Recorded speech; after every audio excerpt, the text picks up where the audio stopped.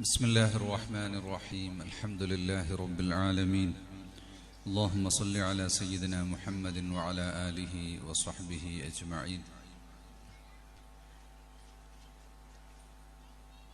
يا أحباب رسول الله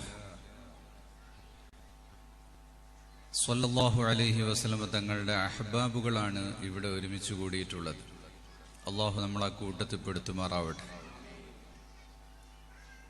അല്ലാമ കൗസർ നിയാസി പാകിസ്ഥാനിലെ വലിയ പണ്ഡിതനും ചിന്തകനുമായ അദ്ദേഹം പറഞ്ഞിട്ടുള്ളത്, महबूब की महफिल को महबूब सजाते हैं, आता है वही जिनको महबूब बुलाता है. മെഹബൂബിന്റെ മജ്ലിസിനെ സജ്ജമാക്കുന്നത് മെഹബൂബിന്റെ വിളി കേട്ടവരാണ്. മെഹബൂബിന്റെ വിളിക്കുത്തവരം ചെയ്തവരാണ്. ആരംഭ റസൂലുള്ളാഹി സ്വല്ലല്ലാഹു അലൈഹി വസല്ലം തങ്ങളുടെ മജ്ലിസാണ്.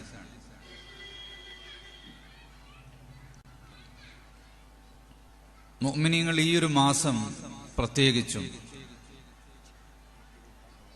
ഈ ഹുബ്ബിലായി ഒരുമിച്ച് കൂടാൻ വേണ്ടി ആവേശം കാണിക്കുകയും അതിനുവേണ്ടി സമയം കണ്ടെത്തുകയും അതിനുവേണ്ടിയുള്ള സദസ്സുകൾ ഒരുക്കുകയും എല്ലാമാണ്. മിനിയാന്ന് ഉസ്ബെക്കിസ്ഥാനിൽ നിന്നും വന്ന സംഘം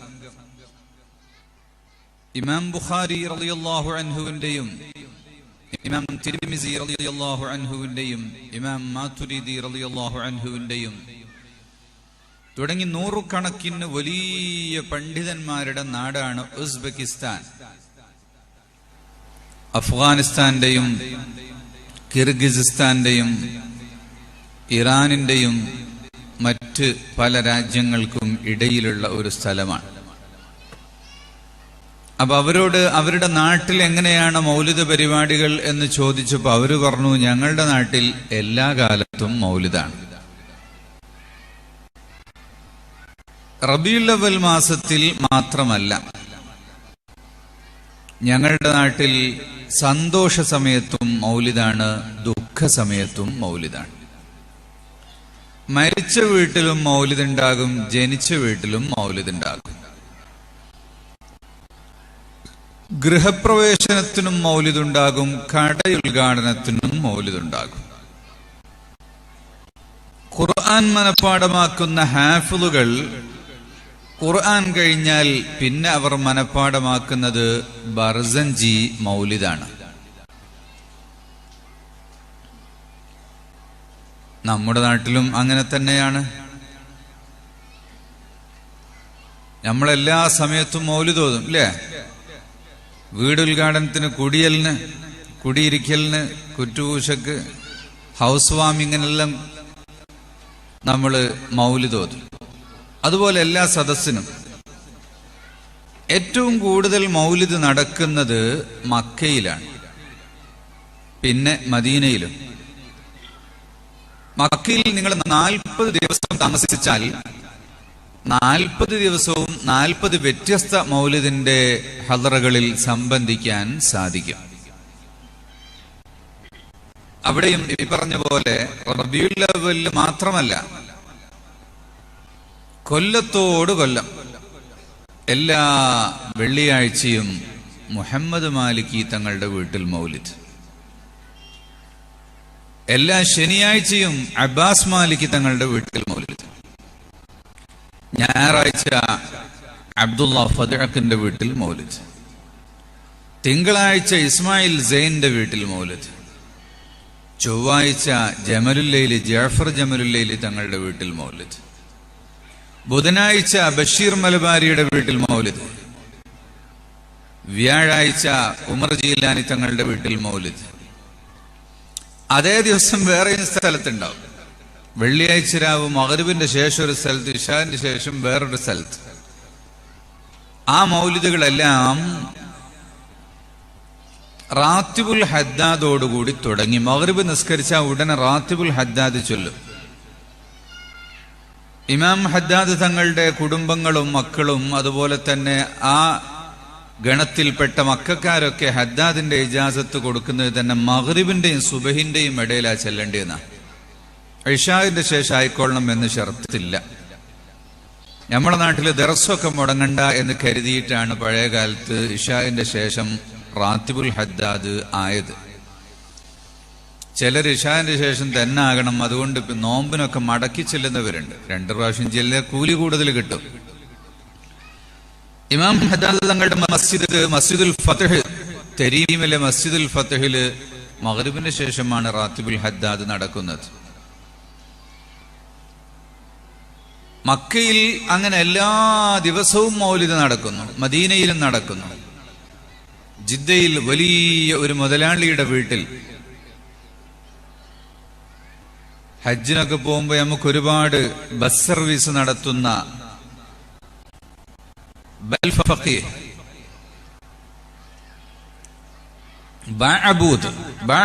ബാഅബൂദിന്റെ വീട്ടിൽ ഒരാളെ കാണാൻ വേണ്ടി പോയതാണ്. നോക്കുമ്പോ അവിടെ മൗലിദ് ഓതിക്കൊണ്ടിരിക്കുക. മൗലിദ് ഓതി കുറച്ച് കഴിഞ്ഞപ്പോ ഇങ്ങനെ കുറച്ച് ആൾക്കാർ വരുന്നുണ്ട് ദഫ് മുട്ടിട്ട്. അപ്പൊ എല്ലാരും എഴുന്നേറ്റ് നിന്ന് സ്വീകരിച്ച് നോക്കുമ്പോ പുതിയാപ്പിളയാ. അങ്ങനെ അവിടെ ഇരുത്തി, എല്ലാവരെയും ഇരുത്തി ഖുത്ബ ഓതി നിക്കാഹ് ചെയ്തു.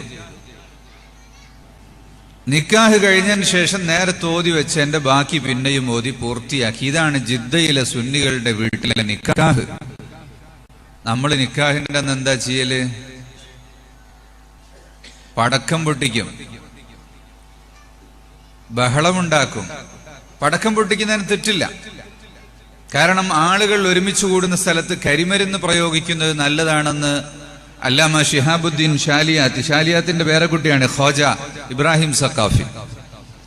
ഷാലിയാത്തി തങ്ങൾ ഫത്താവയിൽ പറഞ്ഞിട്ടുണ്ട്. കാരണം കരിമരുന്ന് പ്രയോഗിക്കുമ്പോൾ അണുക്കൾ ചത്തുപോകും. ആളുകൾ ഒരുമിച്ച് കൂടുമ്പോൾ അവിടെയൊക്കെ നിറയെ മാലിന്യങ്ങൾ ഉണ്ടാകും. ആ ഉദ്ദേശത്തോടു കൂടി കരിമരുന്ന് പ്രയോഗം പഴയ കാലത്തൊക്കെ നേർച്ചകളിലൊക്കെ നടത്താറുണ്ട്, വലിയ ജനങ്ങൾ ഒരുമിച്ച് കൂടുന്ന സ്ഥലത്ത്. അത് അങ്ങനത്തെ ഒരു നിയ്യത്തോടു കൂടിയാണ്, അട്ടഹാസത്തോടു കൂടിയല്ല.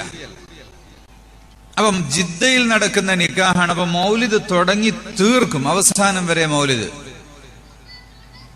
നമ്മൾ മൗലിദ് ഓതി 2 പേജ് ഇങ്ങോട്ട് മറിച്ച് പിന്നെ എത്തിരായി, പിന്നെ അവസാനത്തെ ഇങ്ങോട്ട് മറിച്ചിട്ട് വേറെന്ന് തിരിയലല്ല, മുഴുവനും ഓതിത്തീർക്കും. ബർസഞ്ചി എന്നൊക്കെ പറഞ്ഞാൽ ഒരുപാട് ഓതാനുണ്ട്. അതാണ് മക്കയിലും മദീനയിലൊക്കെ കൂടുതലായി ഓതുന്ന ജഅഫറുൽ ബർസഞ്ചി റളിയല്ലാഹു അൻഹു. മദീനയിലെ ഷാഫി മദ്ഹബിന്റെ മുഫ്തിയായിരുന്ന വലിയ പണ്ഡിതനാണ് ജഅഫറുൽ ബർസഞ്ചി തങ്ങൾ. അവര് രചിച്ചിട്ടുള്ള ബർസഞ്ചി മൗലിദാണ്. അല്ലാഹ്, എന്താ നിഹാൽ എന്നവര്? നിഹാൽ റാഷിദ് എന്ന് പറഞ്ഞ കുട്ടിനെ കാണാനില്ല. അല്ലാഹു പെട്ടെന്ന് കാണിച്ചു കൊടുക്കട്ടെ. സെക്കൻഡ് എഫില് യാ ബുനയ്യ ഇന്നഹാ ഇൻ തകു മിസ്ഖാല ഹബ്ബത്തിൻ മിൻ ഖർദത്തിൻ ഫതകുൻ ഫീ സഖറത്തിൻ ഔ ഫീ സമാഇ ഔ ഫിൽ അർളി യഅതി ബില്ലാഹ് ഇന്നല്ലാഹ ലതീഫുൻ ഖബീർ. ആ ആയത്ത് ഓതിയ കുട്ടി വേഗം വരും. അത് ലുഖ്മാൻ റളിയല്ലാഹു അൻഹു പറഞ്ഞതാ. അപ്പോ മക്കയിൽ മദീനയിൽ എല്ലാ സ്ഥലത്തും മൗലിദാണ്. ഒരു ദിവസം കശുവണ്ടി, കൊല്ലത്ത് കശുവണ്ടി ഫാക്ടറികളുണ്ടല്ലോ. അപ്പൊ ആഫ്രിക്കയിൽ നിന്ന് കശുവണ്ടി ഇങ്ങോട്ട് ഇറക്കിയാൽ ഇവിടെ നിന്ന് തൊലി പൊളിച്ചിട്ട് പാക്ക് ചെയ്ത് അങ്ങോട്ട് അയക്കാൻ പറ്റുമോ എന്നൊരാൾ ചോദിച്ചപ്പോ അയാളോട് എന്നെ കാണാൻ വേണ്ടി പറഞ്ഞു. കാരണം മർക്കസ് എക്സലൻസി ക്ലബ് ഒക്കെ നടത്തുന്നതാണല്ലോ. ഇപ്പൊ ബിസിനസ്സുകാരെ പരസ്പരം ലിങ്ക് ചെയ്ത് കൊടുക്കും. അതാണ് ഇപ്പോ പഞ്ചാബില് ബസ്മതി റൈസ്. നമ്മള് മർക്കസിന്റെ മസ്റ തുടങ്ങുമ്പോ മസ്റയിൽക്ക് പശുക്കളെ വാങ്ങാൻ ഉദ്ദേശിച്ചിരുന്നത് തമിഴ്നാട്ടിൽ നിന്നാണ്. പിന്നെ നോക്കുമ്പോൾ ഇന്ത്യയിൽ ഏറ്റവും നല്ല പശുക്കൾ ഉള്ളത് ഗുജറാത്തിലും പഞ്ചാബിലുമാണ്. ഗീർ പശുക്കൾ. ഗീർ പശുക്കളുടെ പാല് ഏറ്റവും മിൽക്ക, ഏറ്റവും പോഷകമുള്ള മിൽക്ക. ഇപ്പൊ ഗവൺമെന്റ് അതിനെക്കുറിച്ച് ഒരു സെമിനാർ നടത്തി.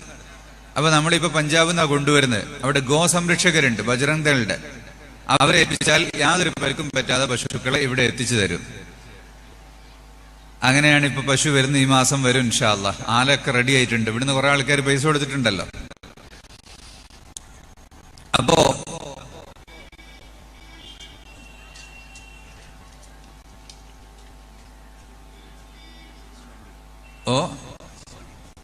കശുവണ്ടി അങ്ങനെ ഒരാളെ എന്നെ ഏൽപ്പിച്ചു തന്നു മദീനയിൽ.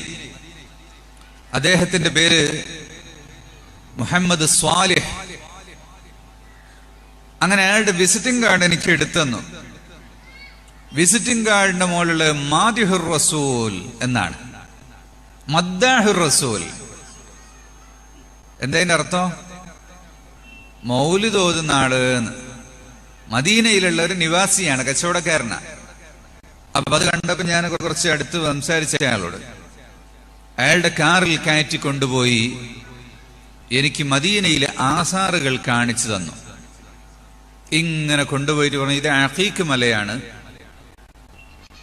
അങ്ങനെ ഇത് ഉർവത്ത് ഇബ്നു സുബൈറിന്റെ റളിയല്ലാഹു അൻഹുവിന്റെ കൊട്ടാരമാണ്. അങ്ങനെ കൊണ്ടുപോയിട്ട് പറഞ്ഞു, ഇത് സഅദ് റളിയല്ലാഹു അൻഹുവിന്റെ കിണറാണ്. സഅദ് റളിയല്ലാഹു അൻഹു ഉമ്മ മരിച്ചപ്പോ എന്താ ഞാൻ സ്വതക്ക ചെയ്യേണ്ടതെന്ന് ചോദിച്ചപ്പോ നബി തങ്ങൾ പറഞ്ഞു, അൽ മാഉ, കിണറാണ്, അക്കിണറാണിത്. ഇങ്ങനെ ഓരോ കിണറുകളും മതിലുകളും വീടുകളും മദീനയിലെ ചരിത്രഭൂമികളൊക്കെ മുമ്പിൽ കൊണ്ടുപോയി കാണിച്ചു തന്നു. എന്നിട്ട് അദ്ദേഹം എന്നോട് പറഞ്ഞു, ഖാലിദ് രാജാവിന്റെ കാലത്ത് മദീനത്തെ പള്ളിയിൽ വെച്ച് ഞാൻ മൗലിദ് ചൊല്ലിയിട്ടുണ്ട്.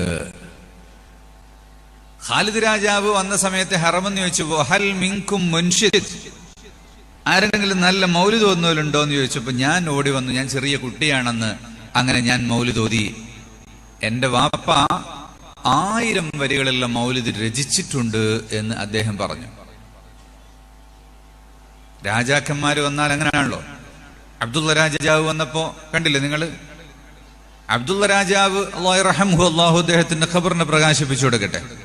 അദ്ദേഹം അധികാരം ഏറ്റെടുത്തപ്പോ നേരെ വന്ന് മക്കയിലേക്കാ,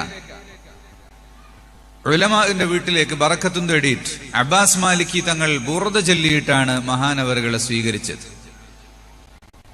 അങ്ങനത്തെ അബ്ദുള്ള രാജാവ് മദീനയിൽ ചെന്നിട്ട് മുവാജഹത്തു ഷരീഫയിൽ നിന്നുകൊണ്ട് ദുആ ചെയ്യുന്നതിന്റെ ഫോട്ടോ മാത്രമല്ല വീഡിയോയും നിങ്ങൾ കണ്ടിട്ടുണ്ടാകും. രാജാക്കന്മാരൊക്കെ അങ്ങനത്തെ ആൾക്കാർ, ഒരു രാഷ്ട്രീയക്കാരാകുമ്പോൾ അതാത് കാലത്ത് ആരെ വോട്ടാ കിട്ടുക എന്നുള്ളൊരു പ്രശ്നത്തിന് ചിലപ്പം ചിലരെ സഹായിക്കും എന്നല്ലാതെ മക്കയിലും മദീനയിലും ജനിച്ച ഒരാൾക്ക് അവർക്ക് ഈ മഹബത്തുമായി വിട്ടുനിൽക്കാൻ വളരെ പ്രയാസമാണ്.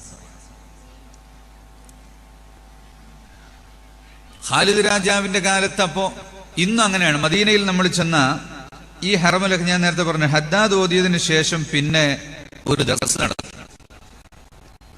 ദർസ് ചൊല്ലിക്കഴിഞ്ഞതിന് ശേഷം പിന്നെ ചോദിക്കും, ഫഹൽ മിൻകും മുൻഷിദ്, ആരാ പാടുന്നതെന്ന് വിളിക്കും. അപ്പൊ ആരെങ്കിലും കുട്ടികൾ 1, 2, 3 ആളുകൾ പാടും. എന്നിട്ട് ദുആ ചെയ്ത് പിരിയും. ഇത് അഹ്ലുബൈത്തിന്റെ മദീനയിലെയും മക്കയിലെയും യമനിലും ഏത് നാട്ടിലുള്ള അവരുടെ സ്ഥിരം പതിവാണത്. സൽക്കാരത്തിന് വിളിച്ചാൽ ആളുകൾ എത്തിയാൽ ഉടനെ ഒന്നുകിൽ ഒരു മുസ്ഹഫ് എടുത്തു കൊടുക്കും. അപ്പൊ ഓരോരുത്തരും ഇങ്ങനെ ഓതും, ഈ ജുസു മുസ്ഹഫ്, നമ്മുടെ ദൗറത്തുൽ ഖുർആന്റെ മാതിരി. അല്ലെങ്കിൽ കിതാബ് എടുത്തിട്ട് ഇങ്ങനെ ഓതും. അപ്പൊ എല്ലാവരും കേൾക്കും. എല്ലാവരും എത്തി കഴിഞ്ഞാൽ പിന്നെ ഒരു 10 ദിക്റും ചൊല്ലൊരു മൗലിദ് ഓതും. എന്നാ പിന്നെ ചോറ് വയ്ക്കല്ലേ എന്ന് ചോദിക്കും. നമ്മളെന്താ ചെയ്യാ? ബഡായി പറഞ്ഞുകൊണ്ടിരിക്കും.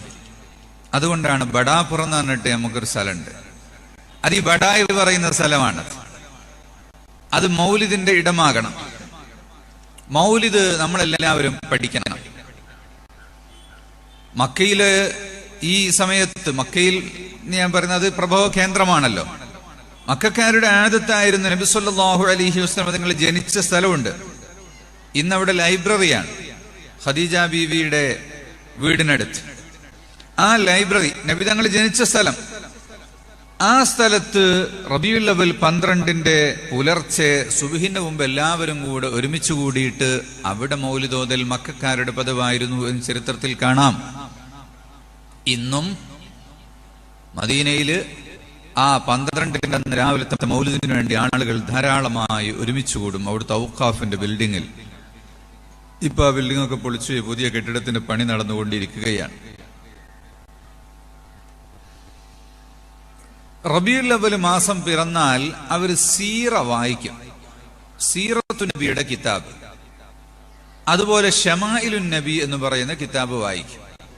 ഇമാം തിർമിദിയുടെ ഷമായിലുണ്ട്. അതുപോലെ ഇബ്നു നബഹാനി തങ്ങളുടെ ഷമായിലുണ്ട്. അബ്ദുല്ലാ ലഹേജിയുടെ ഷമായിലുണ്ട്. ധാരാളം അയിമ്മത്തുകൾക്ക് ഷമായിലുണ്ട്. ഷമായിൽ എന്ന് പറഞ്ഞാല് സൗന്ദര്യ വർണ്ണന, നബിതങ്ങളുടെ ശരീരത്തെക്കുറിച്ച് വർണ്ണിക്കുന്ന കിതാബാണത്. ശരീരം, പല്ലെങ്ങനെ ഉണ്ടായിരുന്നു? അത് മുല്ലപ്പൂ പോലെയായിരുന്നു. അവിടുത്തെ പെരടി എങ്ങനെ ഉണ്ടായിരുന്നു? അത് നമ്മളെ പഴയ ഓട്ടിന്റെ കിണ്ടി പോലെ നല്ല തിളക്കമായിരുന്നു. അവിടുത്തെ നെഞ്ചും പള്ളയും ഒരേ ലെവലിലായിരുന്നു. പള്ള പൊന്തിയിട്ടല്ല, കണ്ടമാനം തിന്നിട്ട്. നെഞ്ചിൽ നിന്ന് ഇങ്ങനെ കൂടി വന്ന് ചെറിയ രോമത്തിന്റെ ഒരു വര ഇങ്ങനെ പൊക്കിള് വരെ ഉണ്ടായിരുന്നു. അവിടുത്തെ കൈകാലുകൾക്ക് നല്ല ഉറപ്പായിരുന്നു. നടത്തം എന്ന് പറഞ്ഞാൽ ഒരു ഓട്ടമല്ല, പിന്നെ മെല്ലെ മെല്ലെ ഇങ്ങനെ നടക്കുകയുമല്ല. അതൊരു വെള്ളത്തിന്റെ ഒഴുക്ക് പോലെയുള്ളൊരു നടത്തമായിരുന്നു. ഖുർആൻ പറഞ്ഞില്ലേ, ആ വരവ് കണ്ട നബിതങ്ങളും ടീമും ഇങ്ങനെ വരുന്നുണ്ട്, ഒരു വെള്ളം ഒഴുകി വരുന്നത് പോലെ ഉണ്ടാകും. നബി സല്ലല്ലാഹു അലൈഹി വസല്ലം തങ്ങളുടെ സുഗന്ധം ഒരു കുട്ടിയുടെ തലയിൽ നബിതങ്ങൾ കൈവച്ചാൽ പിന്നെ മരിക്കുന്നവരെ ആ തലയിൽ നിന്ന് ആ മണം പോവുകയില്ല. ഒരു വഴിയിലൂടെ തങ്ങൾ പോയിട്ടുണ്ടെങ്കിൽ പിന്നെ കുറെ കഴിഞ്ഞ ആള് വന്നാൽ പറയും, തങ്ങൾ ഇതിൽ പോയിട്ടുണ്ടല്ലോ. അങ്ങനത്തെ നല്ല മണമായിരുന്നു. അബൂ ത്വൽഹ റളിയല്ലാഹു അൻഹുവിന്റെ ഭാര്യമാര് പറയുകയാണ്, ഞങ്ങൾ 4 പേരും അത്തറിന്റെ വിഷയത്തിൽ പരസ്പരം മത്സരിച്ചു. എല്ലാ കിട്ടുന്ന ജാതി എല്ലാ മോഡൽ അത്തറും ഞങ്ങൾ 4 പേരും പരസ്പരം മത്സരിച്ചിട്ടും അബൂ ത്വൽഹയുടെ അത്തർ പോലുള്ളൊരു അത്തർ ഞങ്ങൾക്ക് ആക്കാൻ കഴിഞ്ഞില്ല. എന്താണ് ഇതിന്റെ രഹസ്യം എന്ന് ഞങ്ങൾ ഭർത്താവിനോട് ചോദിച്ചപ്പോൾ അബൂ ത്വൽഹ പറഞ്ഞു, എനിക്ക് ഒരിക്കൽ ശരീരത്തിൽ ആ സകലം ഒരു അസുഖമുണ്ടായിരുന്നു. അങ്ങനെ നബി സല്ലല്ലാഹു അലൈഹി വസല്ലം തങ്ങളുടെ അടുത്ത് വന്ന് ഞാൻ പറഞ്ഞപ്പോൾ തങ്ങൾ എന്റെ കുപ്പായം വസ്ത്രം ലയിപ്പിച്ചിട്ട് എന്റെ ഗുഹ്യസ്ഥാനത്ത് മാത്രം വസ്ത്രമിട്ട് ആ വസ്ത്രം അവിടെ ഇട്ടിട്ട് മറച്ചു വെച്ചിട്ട് നബിതങ്ങൾ എന്റെ ശരീരത്തിൽ ഒഴിച്ചിൽ നടത്തി. അങ്ങനെ രോഗിയായ ആൾ കുഴിച്ചിൽ നടത്തുമ്പോൾ ശരീരത്തിന്റെ ഭാഗങ്ങൾ കുരുക്കൊക്കെ പ്രദർശിപ്പിക്കാം. അങ്ങനെ നബിതങ്ങൾ എന്റെ ശരീരത്തിൽ ഒഴിഞ്ഞതുകൊണ്ട് അന്ന് മുതൽ എന്റെ ശരീരത്തിന് വല്ലാത്തൊരു വാസനയാണ്. ഞാൻ അത്ര വരട്ടിയിട്ടല്ല. വിയർപ്പും നല്ല മണമായിരുന്നു. ഉമ്മു സുലൈം റളിയല്ലാഹു അൻഹ നബിതങ്ങൾ ഉറങ്ങുമ്പോ ഇങ്ങനെ വടിച്ചെടുത്തിട്ട് കുപ്പിയിലാക്കി. ഉറക്കം തെളിഞ്ഞപ്പോ ഇതെന്തിനാന്ന് ചോദിച്ചപ്പോ അതുപോലെ കുട്ടികൾക്ക് അത്തറായിട്ട് ഉപയോഗിക്കാൻ വേണ്ടിയാണ്, അതുപോലെ കുട്ടികൾക്ക് സൂക്കേടിന് വേണ്ടി ശിഫയായിട്ടും ഉപയോഗിക്കാൻ വേണ്ടിയാണ്. മുത്തുനബി സ്വല്ലല്ലാഹു അലൈഹി വസല്ലം നഖം മുറിച്ചാൽ ആയിഷ ബീവിയെ നഖെടുത്തിട്ട് തട്ടത്തിലൊക്കെ അങ്ങനെ തുന്നി പിടിപ്പിക്കും. കാരണം അത് മുത്തുപോലെ ഇങ്ങനെ തിളങ്ങും. ഇങ്ങനെ ശരീരവർണ്ണനകൾ. നബി സ്വല്ലല്ലാഹു അലൈഹി വസല്ലം തങ്ങളുടെ മുടി വഹാബികളെ പോലെ മൊട്ടയടിക്കലായിരുന്നില്ല. അത് മുടി നീട്ടിയിട്ട് നല്ല ബാക്കോട്ട് സുന്ദരമായി വാർന്നു വെക്കും. വാർന്നു വെച്ചിട്ട് അത് കാണാൻ വേണ്ടി ഇങ്ങനെ തുറന്നിടൂല. അതിന്റെ മുകളിൽ ഒരു ടവല് വെച്ചിട്ട് അതിന്റെ മുകളിൽ തൊപ്പിട്ടിട്ട് അതിന്റെ മുകളിൽ തലയെക്കെട്ടും കെട്ടും. കാരണം എണ്ണ ഇങ്ങനെ ഒഴിച്ചിട്ട് ശരിക്കും തലയെക്കെട്ടൊക്കെ ഈ മഞ്ഞ നിറമായിട്ടുണ്ടാവും. നല്ലോണം എണ്ണ ഒഴിക്കും.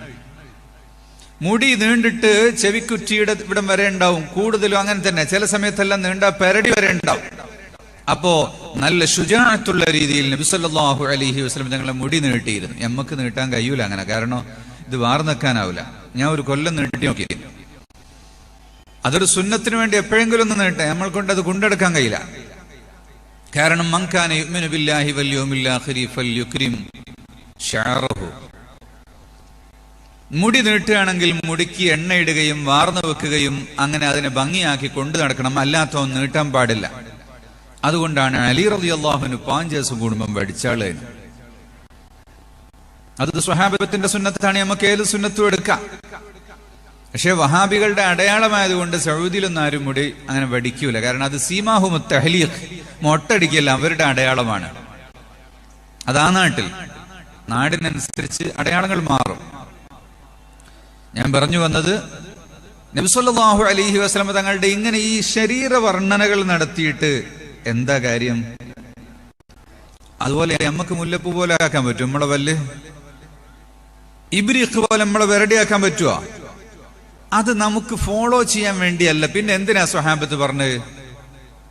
മദ്ഹ് പറയാൻ വേണ്ടി മാത്രം. മറ്റൊന്ന്, ഇതൊക്കെ കേൾക്കുമ്പോൾ മനസ്സിൽ മഹബത്ത് വർദ്ധിക്കുകയും ചെയ്യും. ഒരാൾ നല്ല സൗന്ദര്യം ഉണ്ടാവുമ്പോൾ അയാളോട് നമുക്ക് ഇഷ്ടമുണ്ടാവും. ഒരാൾ നല്ല ഹെൽത്തി ആണെങ്കിൽ അയാളോട് ഇഷ്ടമുണ്ടാകും. ഒരാൾ നല്ല സമ്പന്നനാണെങ്കിൽ അയാളോട് ഇഷ്ടമുണ്ടാകും. ഒരാൾ നല്ല ധർമ്മിഷ്ഠനാണെങ്കിൽ അയാളോട് ഇഷ്ടമുണ്ടാകും. ഒരാൾ നല്ല ആരോഗ്യവാനാണെങ്കിൽ, നല്ല മസിൽ റെസ്ലിംഗ് നടത്തുന്ന ആളാണെങ്കിൽ അയാളോട് എന്തുണ്ടാകും? സ്നേഹമുണ്ടാകും. എന്തിന്റെ പേരിൽ? അയാൾ നല്ലൊരു കായബലമുള്ള ആളാണ്. ഇപ്പൊ സിനിമാ നടന്മാരെ സ്നേഹിക്കുന്ന ആളുകളുണ്ടല്ലോ. എന്തിനാ സ്നേഹിക്കുന്നത്? അവരുടെ ആക്ഷനും അവരുടെ ആ ബോഡി ബിൽഡപ്പ് ഒക്കെ കാണുമ്പോൾ ഇവർക്ക് ഇഷ്ടമാണ്. അങ്ങനെയാണെങ്കിൽ സൗന്ദര്യത്തിന്റെ വിഷയത്തിൽ നോക്കിയാലും ഏറ്റവും മികച്ചു നിൽക്കുന്നത് ഷഫീഉനാ റസൂലുള്ളാഹി.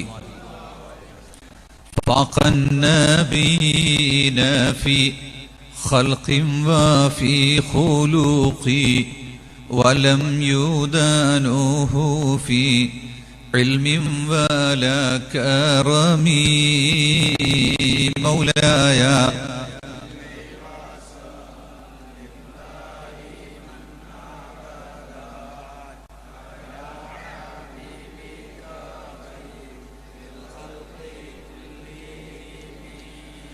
സൗന്ദര്യത്തിലും കായബലത്തിലും നബിതങ്ങളായിരുന്നു ഏറ്റവും ഉന്നതനായ വ്യക്തിത്വം. അപ്പൊ ഇതൊക്കെ പറയുന്നത്, ഇതെല്ലാം വായിക്കുമ്പോൾ നമുക്കതിനോട് സ്നേഹം കൂടും. നബിതങ്ങളുടെ സീറയിൽപ്പെട്ട ഏതെങ്കിലും ഒരു പുസ്തകം വായിച്ചോല് കൈവന്തിക്കും.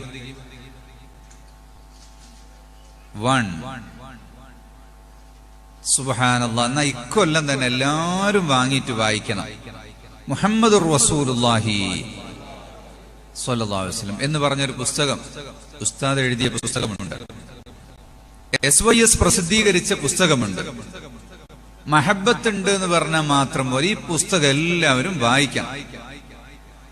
ഒരു പുസ്തകം, അത് മക്കയിലെ ആലിമീങ്ങൾ, ഈ സീറ മാലിക് തങ്ങളെ പോലുള്ള വലിയ വലിയ ആലിമീങ്ങൾ പണ്ട് ഓതിയല്ല വിചാരിച്ച് പിന്നെ മറച്ചു വെക്കാതെ പൂട്ടിയൊക്കെയല്ല. എല്ലാ വർഷവും റബീഉൽ അവലായ 5-8 ആൾക്കാര് 10-20 ആൾക്കാര് വട്ടത്തിലിരുന്ന് ഒരാൾ വായിക്കും, അടുത്ത ആൾ വായിക്കും, അടുത്ത ആൾ വായിക്കും, അങ്ങനെ പൂർത്തിയാക്കും. റജബ് മാസമായാൽ ബുഖാരി ആദ്യം മുതൽ അവസാനം വരെ എല്ലാ കൊല്ലവും ഓതും. കൊല്ലത്തിലൊരു പ്രാവശ്യം, ജീവിതത്തിൽ ഒരിക്കലും ഓതിയ പിന്നെ പൂട്ടിവെക്കലല്ല. ഹജ്ജ് മാസം വന്നാൽ ഹജ്ജിന്റെ പാഠം തുർമുദി എടുത്തിട്ട് ഹജ്ജിന്റെ പാഠം ഓതും. റമദാൻ വരുമ്പോ അബൂദാവൂദ് എടുത്തിട്ട് റമദാനിന്റെ പാഠം ഓതും. ഇങ്ങനെ ഒരു പതിവുണ്ട്. സീറ വായിക്കുക എന്നുള്ളത് നമ്മൾ പതിവാക്കണം. നമ്മുടെ അൽ ഉസ്റത്തു ത്വയ്യിബ, ദ ബെസ്റ്റ് ഫാമിലി എന്ന് പറഞ്ഞിട്ട് SYSന്റെ ഒരു വീട്ടുകളിലുള്ള യൂണിറ്റ് ഉണ്ട്. അതിനുവേണ്ടിയുള്ള സർക്കുലർ ഇവിടെ എത്തിയിട്ടുണ്ടാവും അല്ലെ? വീടുകൾ, നമ്മുടെ എല്ലാ വീട്ടിലും ഒരു യൂണിറ്റ് വേണം. വാപ്പ റഈസുൽ ഉസ്റ, ഉമ്മ അമീനുൽ ഉസ്റ, ഉമ്മയോ മക്കൾ ആരെങ്കിലും ഒന്ന്. അവിടെ വായിക്കാനുള്ള സർക്കുലർ നിങ്ങൾക്ക് വരും. അതിങ്ങനെ വായിക്കുക, പറഞ്ഞു കൊടുക്കുക. നമ്മുടെ വീട്ടിലെ പഴയ കാലത്തെ ഒരു നല്ല ചരിത്രം പറയാം. പണ്ട് വല്യാപ്പാന്റെ കാലത്ത് മൗലിദ് കഴിക്കാറുണ്ടായിരുന്ന ചരിത്രം, അല്ലെങ്കിൽ മരിച്ചുപോയ ഏതെങ്കിലും കുടുംബത്തിലുള്ള നല്ല ഒരാളുടെ നല്ല നടപ്പ് ഒരു ചരിത്രം പറഞ്ഞു കൊടുക്കുക. ഇതുപോലുള്ള പുസ്തകങ്ങൾ നമുക്ക് വായിക്കാം. ഇമാം ഗസാലി റളിയല്ലാഹു അൻഹുവിന്റെ ഇഹ്യാ ഉലൂമുദ്ദീന്റെ സംഗ്രഹം, അതിൽപ്പെട്ട റുബുഉൽ മുഹ്ലിക്കാത്തിന്റെ സംഗ്രഹം ഖബസുൻ നൂരിൽ മുബീൻ എന്ന് പറയുന്ന കിതാബ് ഹബീബ് ഉമർ തങ്ങൾ മലയാളത്തിൽ എഴുതിയതിനെ അത് മലയാളത്തിലേക്കാക്കിയിട്ട് IPB പ്രസിദ്ധീകരിച്ചിട്ടുണ്ട്. അത് വായിച്ച് വീട്ടിൽ ഇങ്ങനെ ഒരു മാസം കൊണ്ട് വായിച്ചു തീർക്കുക. എല്ലാവരും കൂടിയിരുന്ന് വായിക്കാം. അപ്പോ എങ്ങനെയാണ് ഭക്ഷണം കഴിക്കേണ്ടത്? പത്തിരിക്ക് എന്താ കറി ഉണ്ടാക്കേണ്ടി? പത്തലിന് എന്നാ കറി ഉണ്ടാക്കേണ്ടിയോളി?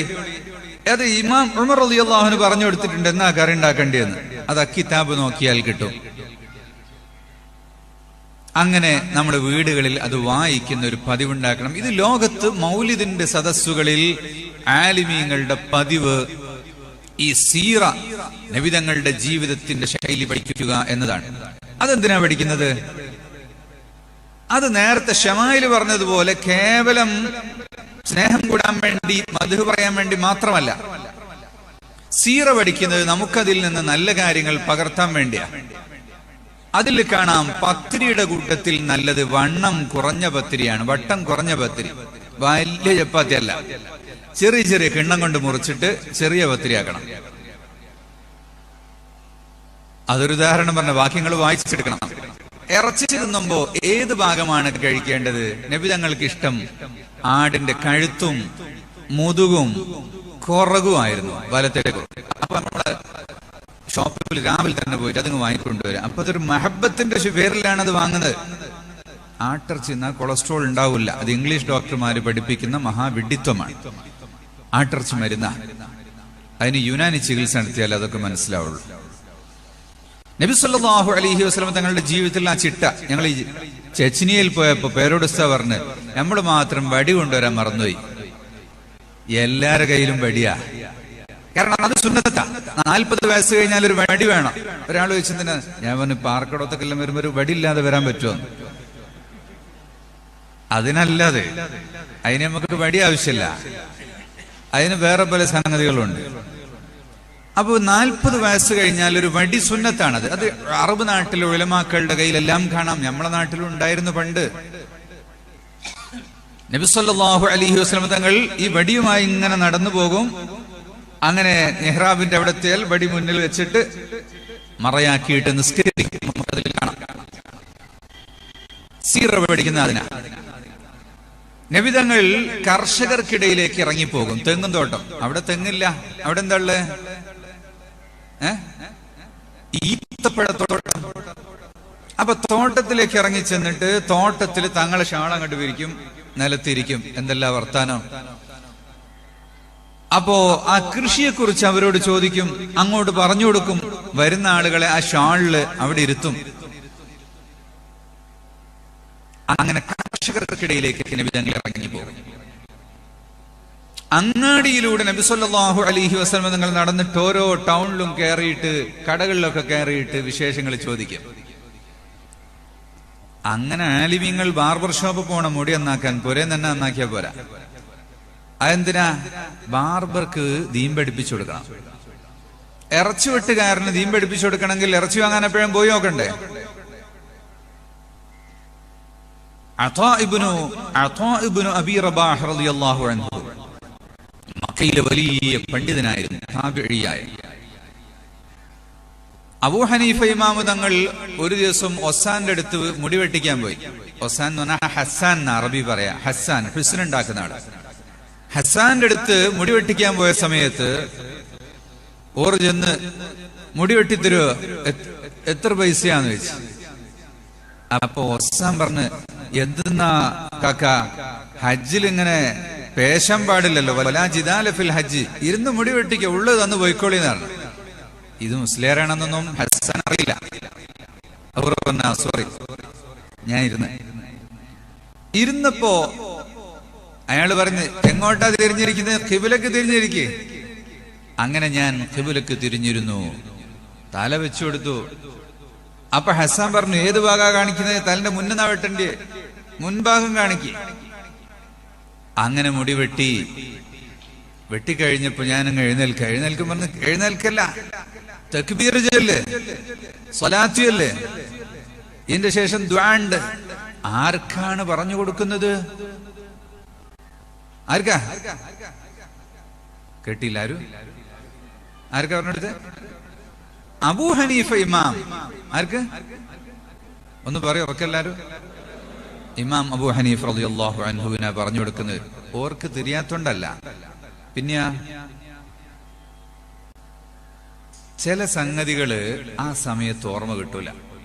ഇപ്പൊ മുലിയാമാർക്കാണെങ്കിലും നിക്കാഹിന്റെ സമയത്ത് പറഞ്ഞു കൊടുക്കല്ലോ, സവ്വജ്തുക അൻകഹ്തുക എന്നൊക്കെ പറഞ്ഞിട്ട്, അത് ആ സമയത്ത് ഇങ്ങോട്ട് കിട്ടൂല, ബേജാറായി പോകും. അതുപോലെ അത് തയങ്ങിയാൽ മാത്രമേ നടക്കുകയുള്ളൂ. അപ്പൊ ഹജ്ജിന് പോകുന്ന സമയത്ത് ഹജ്ജിനെ കുറിച്ച് ഏറ്റവും നന്നായി കിതാബ് എഴുതിയ ആളാണ് ഇബ്ൻ നഖീബുൽ മിസ്രി റളിയല്ലാഹു അൻഹു. അവര് ഹജ്ജിന് പോയപ്പോ സംശയം വന്നു. അപ്പൊ ആരോടെ ചോദിച്ചു. അപ്പൊ അവര് പറഞ്ഞു, ഇബ്നു നഖീബിന്റെ ഒരു കിതാബ് ഉണ്ട്, അത് നോക്കിയാൽ മതി ഒളിയെന്ന്. ഇവര് തന്നെയാണ് ഇബ്നു നഖീബ്. അപ്പൊ ചില ഈ എഴുതി വെച്ചതും പഠിച്ചതും ഒന്നും പ്രാക്ടിക്കലിൽ ചെയ്യുന്ന ആളോട് ചോദിക്കണം. അതുകൊണ്ടാണ് മരിച്ച വീട്ടിൽ മയ്യത്ത് കുളിപ്പിക്കുകയും കഫൻ ചെയ്യുന്ന ഒരാളുണ്ടെങ്കിൽ അവിടെ കിതാബ് ഓതി വന്ന ആള് നോക്കിയാൽ ചിലപ്പോൾ തിരുത്തി കൊടുക്കാൻ ചിലപ്പോൾ കഴിയുന്നല്ലാതെ അതിന്റെ പ്രാക്ടിക്കൽ അത് എവിടെയാ വെക്കേണ്ടത് പിന്നെ ഇത് എവിടെയാ വെക്കേണ്ടത് എന്നുള്ളത് അത് അങ്ങനെ തന്നെ ചെയ്തുകൊണ്ടിരിക്കുമ്പോഴേ മനസ്സിലാകും. ഞാൻ പറഞ്ഞു വന്ന വിഷയം, അബൂ ഹനീഫ് ഇമാമിന് ഇത് സംഗതിയെല്ലാം പറഞ്ഞു കൊടുത്തപ്പോ 5 മസല എനിക്ക് പറഞ്ഞു തന്നത് ഹസ്സാനാണ്. പക്ഷെ ഓർ ചിന്തിക്കുന്നത് എങ്ങനെയാണ് ഈ ഹസ്സാൻ ഇങ്ങനത്തെ കഴിവുണ്ടായതെന്നാ. അതെങ്ങനെയാണ്? അത് അത്വാ ഇബ്നു അബീ റബാഹ് എന്ന് പറയുന്ന മക്കയിലെ മഹാപണ്ഡിതൻ മുടിവെട്ടുന്ന അവസാനം. അപ്പൊ അവിടെ ചെല്ലുമ്പോൾ പറഞ്ഞു കൊടുക്കും. അത് നബി സല്ലല്ലാഹു അലൈഹി വസല്ലം തങ്ങളുടെ സുന്നത്താണ്. കച്ചവടം മാർക്കറ്റിൽ ചെന്നുകൊണ്ട് മാർക്കറ്റിലുള്ള കാര്യങ്ങൾ നബി തങ്ങൾ പറഞ്ഞു കൊടുക്കും. അങ്ങനെ കച്ചവടക്കാർക്കിടയിലും കർഷകർക്കിടയിലും വ്യവസായികൾക്കിടയിലും കുട്ടികൾക്കിടയിലും സാധാരണക്കാർക്കിടയിലും എല്ലാം ജീവിച്ച നബിയാണ്. ഒരു വഴിയിലൂടെ തങ്ങൾ പോകുമ്പോൾ ഒരു പെണ്ണുങ്ങൾ പെട്ടെന്ന് അങ്ങോട്ട് വേക്കോട്ട് പോയി. നബി തങ്ങൾ പറഞ്ഞു, ലാ, അങ്ങനെ പോകണ്ട.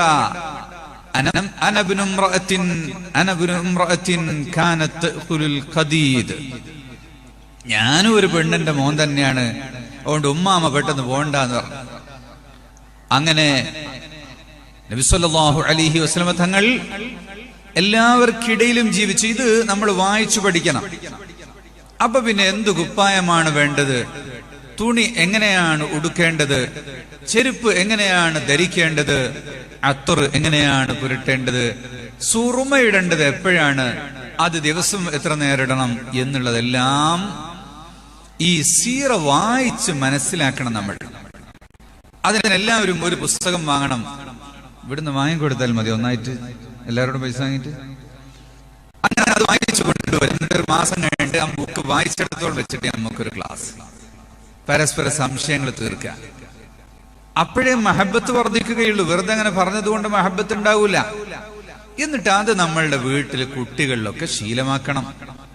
ഉമ്മമാരിൽ ആ ശീലമുണ്ടാകണം, ഭർത്താക്കന്മാർക്ക് ആ ശീലമുണ്ടാകണം.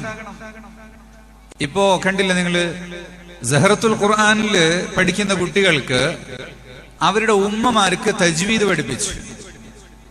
അപ്പൊ ഓരോ നാട്ടിലും 100 കണക്കിന് പെണ്ണുങ്ങൾ തജ്വീദ് പഠിച്ചു. വീട്ടിൽ നിന്ന് പെണ്ണുങ്ങൾ നന്നായി ഓതുമ്പോ ആണുങ്ങന്മാർക്ക് ബേജാറായി. ആണുങ്ങൾ ഓതുന്നത് തെറ്റാ. അപ്പൊ അവര് പറഞ്ഞു ഞങ്ങൾക്കും പഠിക്കണം. അവരും പഠിക്കാൻ തുടങ്ങി. ഇങ്ങനെ ഒരു 10 കൊല്ലം പഠിച്ചാൽ പിന്നെ നമ്മളെ നാട്ടിൽ മുഴുവനും എല്ലാ വീട്ടിലും നല്ല ഖിറാഅത്തായിരിക്കും. യത്ലു അലൈഹിം ആയാതിഹി. നബി സല്ലല്ലാഹു അലൈഹി വസല്ലം നിങ്ങളെ സ്വഹാബത്തിന് ഓതി പഠിപ്പിച്ചു കൊടുക്കുകയാണ് ചെയ്തത്. അതുകൊണ്ട് ഓത്തുപള്ളികൾ, ഓത്തുപുരകൾ എന്ന് പഴയ കാലത്തെ ഓത്തു പഠിപ്പിക്കുന്നത്, ഓത്തു പഠിപ്പിക്കൽ വലിയ മുഖ്യമാണ്. ഓത്തു പഠിച്ചതിന് ശേഷമാണ് മറ്റെല്ലാം പഠിക്കേണ്ടത്. പക്ഷേ നമ്മൾ ഓത്തു പഠിക്കുന്ന വിഷയത്തിൽ നമ്മൾ വളരെ പിന്നാക്കമാണ്. മുളഫർ രാജാവാണ് മൗലിദിന്റെ സിസ്റ്റം തുടങ്ങിയത്. താഴ ഓർ പറഞ്ഞിട്ടുണ്ടല്ലോ, മലിക്കുൽ മുളഫർ ധീരനായൊരു രാജന, മൗലിദ് കഴിക്കാൻ ഏറ്റവും ഉത്സാഹമാ. പദ്യഗദ്യ സമ്മിശ്രമായി മൗലിദ് എഴുതിയുണ്ടാക്കി ആളുകളെ വിരിച്ചു വരുത്തി വലിയ സദ്യ കൊടുത്ത് മൗലിദ് നടത്തുന്ന ഒരു സിസ്റ്റം അവര് തുടങ്ങി. നമ്മളൊക്കെ ഓരോന്നും തുടങ്ങുന്നില്ലേ? നമ്മുടെ നാട്ടിൽ പുതിയ പുതിയ ഓരോ പതിവുകൾ തുടങ്ങുന്നത് പോലെ നബി സല്ലല്ലാഹു അലൈഹി വസല്ലം തങ്ങളുടെ കാലത്ത് സ്വഹാബത്ത് ചെയ്ത, ഖുർആൻ ചെയ്ത, ഹദീസിൽ വന്ന ആ കാര്യങ്ങളെല്ലാം കൂട്ടിയിട്ട് മുളഫർ രാജാവ് മൗലിദ് എന്ന് പറയുന്ന ഒരു സിസ്റ്റം ലോകത്ത് കൊണ്ടുവന്നു. അതിനുശേഷം രാജാക്കന്മാരെല്ലാം വലിയ മൗലിദ് നടത്തും. ചെച്ചിനിയയിൽ രാജാവിന്റെ കീഴിൽ മൗലിദ് നടത്തും. ചെച്ചിനിയയിലെ രാജാവ് അവിടുത്തെ അനുയായികൾക്ക് ഓർഡർ ചെയ്യുന്നത് എല്ലാവരും, ഓഫീസർമാര് മുഴുവനും ദിവസം 500 സ്വലാത്ത് ചൊല്ലണം. രാജാവ് 1000 സ്വലാത്ത് ചൊല്ലും. ഗവൺമെന്റ് ഓഫീസർമാരാണോ എല്ലാവരും സുബ്ഹി നിസ്കരിക്കാൻ മസ്ജിദിൽ വരണം. സുബ്ഹിന്റെ ശേഷം അരമണിക്കൂർ ദർസ് ഉണ്ടാകും. എങ്ങനെയാണ് രാഷ്ട്രീയക്കാർ നന്നായാൽ നാടിന് നല്ല ഗുണമുണ്ടാകും. മൊറോക്കോയിലെ രാജാവ് മൗലിദ് നടത്തും. അവര് ഹാഷിമിയാണ്. ജോർദാനിലെ രാജാവ് ഹാഷിമിയാണ്. തങ്ങളാണ്. ബ്രൂണയിലെ രാജാവ് ഹസൻ ബോൽഖിയ അവര് തങ്ങളാണ്. നമ്മളെ ത്വാഹ തങ്ങള് സിൽസിലപ്പെട്ട ആളാ, സഖാഫ് തങ്ങളാ. സിൽസില എന്നെല്ലാം പറഞ്ഞാൽ ഒരു തറവാട് ഒരു പേര്, അതിന്റെ മോഹന് വേറെ തറവാട്, അങ്ങനെയാണ് കബീല എന്ന് പറയുന്നത്. എല്ലാ കബീലയും ഒരുത്തിന്ന് വരുന്നതാ. അങ്ങനെ തങ്ങന്മാരായ രാജാക്കന്മാർ ഭരിക്കുന്ന നാടുകൾ. അല്ലാത്ത ഇടങ്ങളിലും പല രാജ്യങ്ങളിലും നബിദിനം ഒരു ഒഴിവു ദിവസമാണ്. അപ്പൊ ആ ഒരു ദിവസത്തിന് വേണ്ടി ഒരുങ്ങുക മഹാന്മാരുടെ ശൈലിയായിരുന്നു. നബിദിനത്തിനു വേണ്ടി ഒരു പുതിയ വസ്ത്രം കുളിച്ചു മാറ്റി പുതിയ വസ്ത്രം ധരിച്ചിട്ട് സുബ്ഹിന്റെ മുമ്പ് മൗലിദ് ഓതുക. ഈ കല്യാണത്തിനെല്ലാം കുപ്പായം വാങ്ങുന്നത് തെറ്റാണത്, പാർട്ടി വെയർ. ഏത് ഒരു കല്യാണം ഈ മാസം കഴിഞ്ഞ അടുത്ത മാസം വേറെ കല്യാണം, അന്നുമാണ് എല്ലാവർക്കും കുട്ടികൾക്കും ഒക്കെ പുതിയ ഡ്രസ്സ്. അത് ഇസ്രാഫാണ്, പാടില്ല. വർഷത്തിൽ 2 അല്ലെ 3 മതി, 2 പെരുന്നാളിനൊന്നും റബീഉൽ അവ്വലിനൊന്നും. അങ്ങനെ ഈ ദിനത്തിനു വേണ്ടി ഒരുമിച്ച് കൂടുകയും തയ്യാറാവുകയും ചെയ്യുക. ദീപാവലി എന്ന് പറഞ്ഞിട്ട് ദീപ ആരാധകരുടെ ഒരാഘോഷമുണ്ട്. ദീപാവലി മലയാളത്തിൽ ദീപാവലി എന്ന് പറയും. അതിന്റെ മുട്ടായി അത് ആരാധകർക്കുള്ളവർക്കുള്ള. നമ്മൾ ദീപാവലിന്റെ മുട്ടായി വാങ്ങേണ്ടിയല്ല.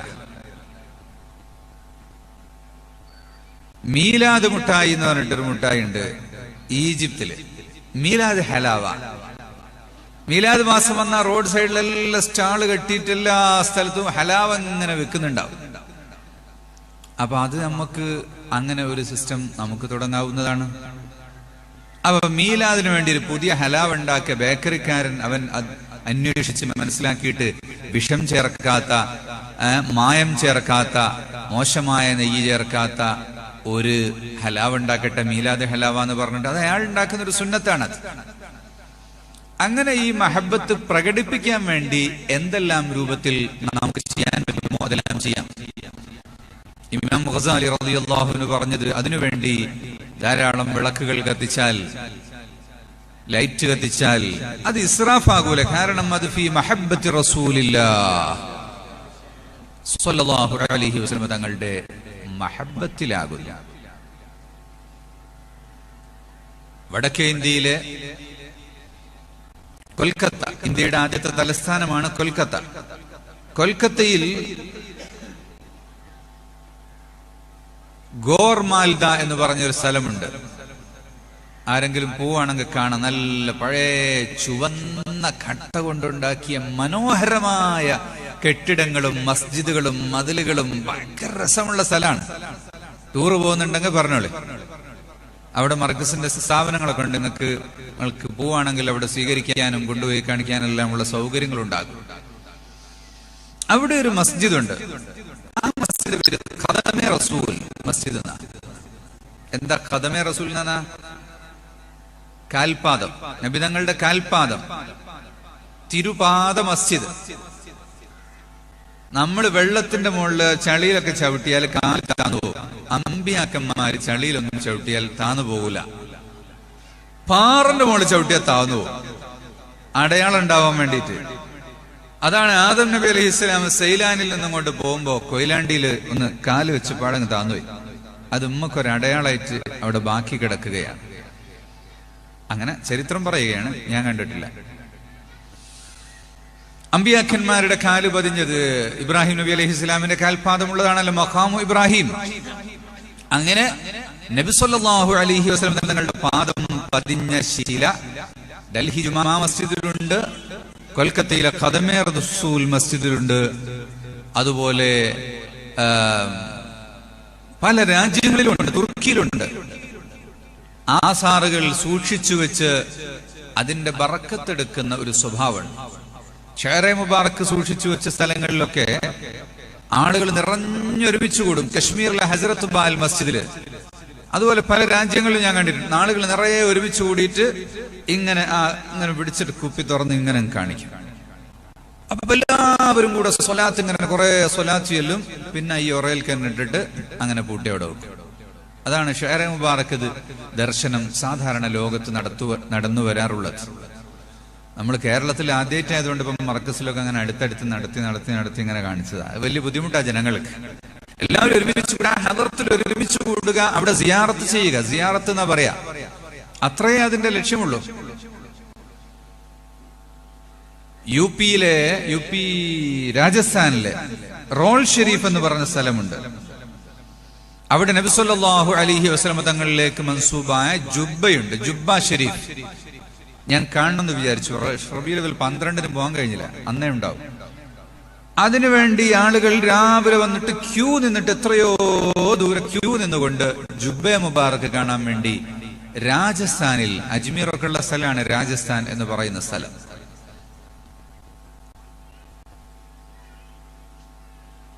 ഇങ്ങനെ ലോകത്തിന്റെ എല്ലാ ഭാഗത്തും മുഅ്മിനീങ്ങൾ ആസാറുകൾ കൊണ്ട് തബറുക്കെടുക്കുകയും മൗലിദ് ഓതുകയും മൗലിദിനു വേണ്ടി മാത്രമായി ഭൂമി നേർച്ചയാക്കിയിരുന്നവർ നമ്മുടെ നാട്ടിലൊക്കെ ഒരുപാടുണ്ടല്ലോ.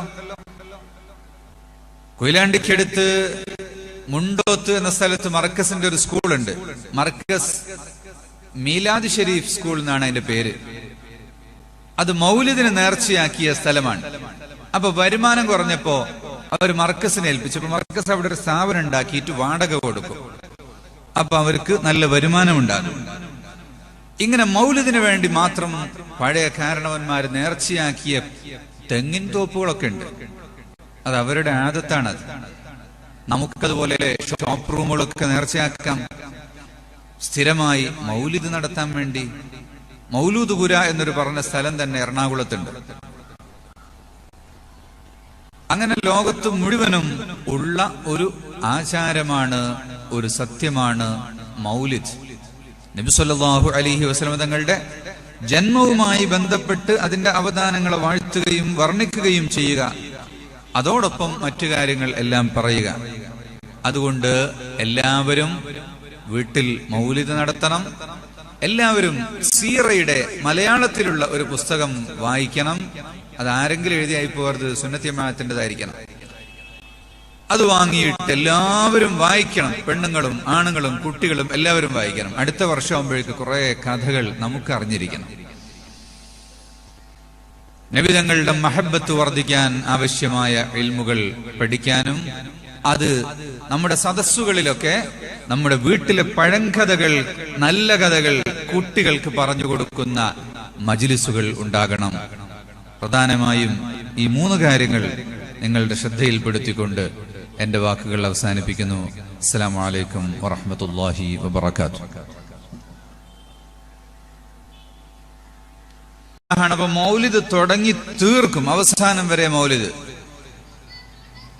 നമ്മള് മൗലിദ് ഓതി 2 പേജ് ഇങ്ങോട്ട് മറിച്ച് പിന്നെ അവസാനത്തെ ഇങ്ങോട്ട് മറിച്ചിട്ട് വേറൊന്ന് തിരിയലല്ല.